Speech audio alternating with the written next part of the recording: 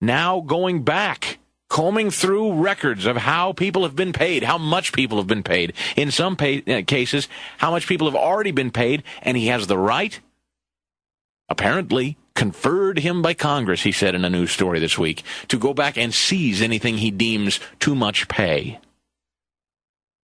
Well, this is an interesting turn of events. There's a story today from the Associated Press. Firms with Obama tie profit from health push. President Obama's push for a national health care overhaul is providing a financial windfall in the election offseason to consulting firms, Democrat consulting firms that are closely tied to President Obama and his two top advisors. Coalitions of interest groups running at least $24 million in pro-overhaul ads worked with Obama's 2008 campaign, and whose partners include a top Obama campaign strategist, David Axelrod. Axelrod's son and Obama's campaign manager work still for this firm that is going to get millions in ad dollars to try to sell you, the American people, on socialized medicine. The firms were hired by Americans for Stable Quality Care. Listen to this crew. Its predecessor was Health Economy Now, each formed by a coalition of interests with big stakes in socialized medicine, including drug maker lobby PHRMA, the American Medical Association, the Service Employee International Union, and Families USA, which calls itself the voice of healthcare consumers. Union thugs, big pharmaceutical, the AMA, all partnering now and paying money as directed by the big thug, the White House goon, Barack Obama, and his team of goons. This is extraordinary. There's a story this morning, as a matter of fact, that say doctors, Forbes is reporting, doctors are furious with the AMA, just like AARP. Same deal. You get 60,000 people that have just left the rolls of AARP, furious that they've been in cahoots with this president. Same with the AMA. They only represent something like a third of doctors in the country anyway, and of those, you're looking at 250,000 doctor members. Many of them are saying, the AMA doesn't stand for me. This is as dirty as the day is long, Savage. folks. The Savage Nation. Download the podcast at 910KNEW.com. What's the matter with you all? Are you incapable of a conversation in which you talk and then I talk? You have to interrupt? I thought you were thoughtful people here to have a conversation. I'm just curious. Do you really think that's thoughtful conversation? Do you really think that advances your argument? I mean, I don't ask you to trust me. I ask you to have a civil conversation. Is it because you don't like what I'm saying, that you don't want me to say it? Or, I don't understand your mentality. What do you think you accomplish by yelling? What do you accomplish by yelling? Jim, trying to have a conversation with you would be like trying to argue with a dining room table. I have no interest in doing it. When you're through yelling, call me. You know, in a way, I like this arrogance. In a way, your temptation is to get agitated or get angry at the arrogance out there. By the way, welcome back to the Savage Nation. My name is Chris Stigall, in for Dr. Savage tonight. Just an honor. Thank you, Michael. Banned in Britain, the brand new book. I would really encourage you to go get a sneak peek at that first copy, the first chapter of the copies that have yet to be published. But when they are, you can get an advanced copy. You can actually purchase it now. Dr. Savage putting it all together and publishing it himself. It's really an extraordinary task. And frankly, at the end of the day, this is a guy who is waging a very expensive war with an entire nation who has banned him.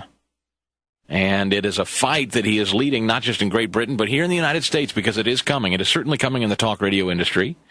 And you, even you, the voter, the American public, you know, it's one thing for talk show hosts, people with microphones, for politicians to come after us.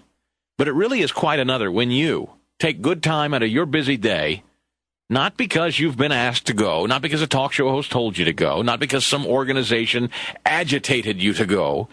You don't like what you're hearing, you don't like what you're seeing, and you're taking the time to go, and you're being marginalized by them too. In essence, we're all now in the same boat. Some of us have bigger pulpits than others, but we're all in the same boat. Americans with voices and the freedom of speech are increasingly being marginalized and squashed by the power brokers in Washington, D.C., who believe somehow they got there without your help, or forget that they did. So let them retain their arrogance. Let them to continue Continue this campaign of we'll operate in what's in our best interests. We'll do what we think is best for you. Consequences be damned. Well, fine. In fact, there's a headline today at the Huffington Post. Labor warning the Democrats, we will sit out the election if you oppose the public plan. So union thugs are back at it again. Richard Trumka, the Secretary-Treasurer and likely next president of the AFL-CIO, said the Federation is drawing a line in the sand when it comes to socialized medicine, the public option.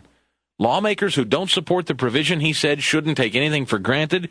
We'll look at every one of their votes. If they're against card check, if they're against health care, I think it'll be tough for them to get support from working people. The AFL-CIO hasn't stood with working people for years. Union thuggery. It's the union power brokers that are. It's the same with the UAW. You folks, if you're a member of the union and you're still drinking this union Kool-Aid crap, you really need to wake up. This isn't benefiting you. Have you seen this Cash for Clunkers program? Have you seen who it's benefiting? Japanese automakers, which unto itself, look, car dealers across the country are free to sell vehicles, and the marketplace decides which vehicles will sell. I'm not quibbling with Japanese automakers. I just think it's laughable that the government has now taken over 2 American automobile companies with unions having a majority stake at the table, and now Chrysler and Fiat, as well as the federal government, have all partnered to make the next Fiat in Mexico, was the story yesterday. They're making the first Fiat outside of Italy in Mexico with the government-owned Chrysler. General Motors, same deal. They're making this new cheap little tin can. They're going to make that in Asia.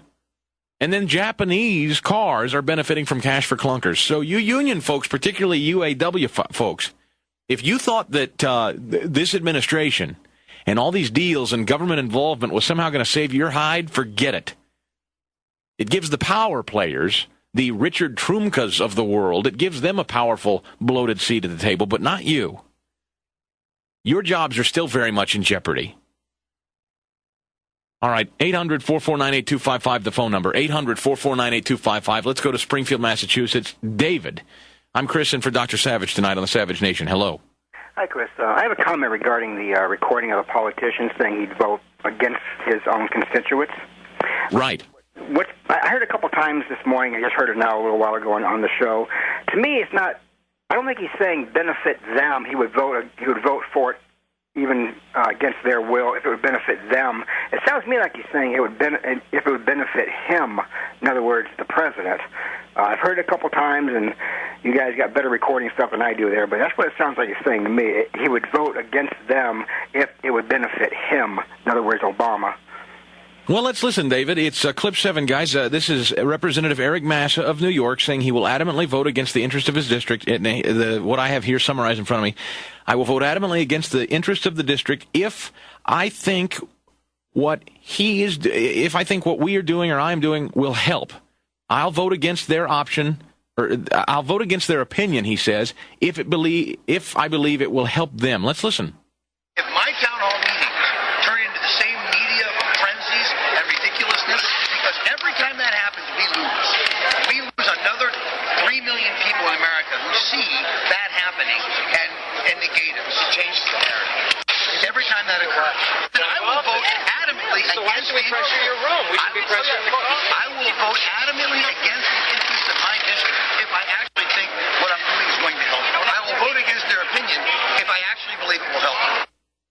Yeah, him, them, I'm not sure, David. I mean, but the point is, no matter what, he is admitting, and it really is astounding, and I thank you for the phone call. It deserves to be heard time and again. I appreciate his honesty. I really do. I have to say thank you to Representative Eric Massa. He has articulated quite succinctly what we know so many people in Congress think of you. Consequences be damned, what you think be damned. I know. I believe what is best. I know what is best. This is why, you go back and you read the Federalist Papers. I might have mentioned this before when Dr. Savage has been good enough to invite me to be here. I would encourage you to do that. The men that put the Federalist Papers together that were making the case for our current form of government, they understood the House of Representatives. They knew who these people were and who they had the capability of becoming.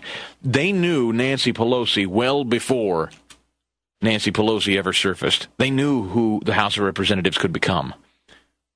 Flights of fancy, arrogant people that had no knowledge of real-world business, had no knowledge of what it actually took to make a profit or run something out there. Read it. It really is astounding. They were well aware that guys like this Eric Massa would succumb to a populist ideal or kind of sway with what they thought was the time. Not representing you, representing what was in their best interest. It's why we have the system we have in place. It really is quite remarkable. And I'm telling you, 2010 is going to be a bloodbath. And no, I don't mean literally, just in case the media matters people are monitoring, and I'm sure they are. I don't mean it'll be a literal bloodbath. I mean it'll be a political bloodbath. I'm predicting right now you are going to see the likes of an Eric Massa and others politically. You will see them shredded, slaughtered from the House of Representatives in dramatic fashion. I'm predicting a tremendous landslide. People have had it. Jonathan in Texas on the Savage Nation. Good evening. Welcome.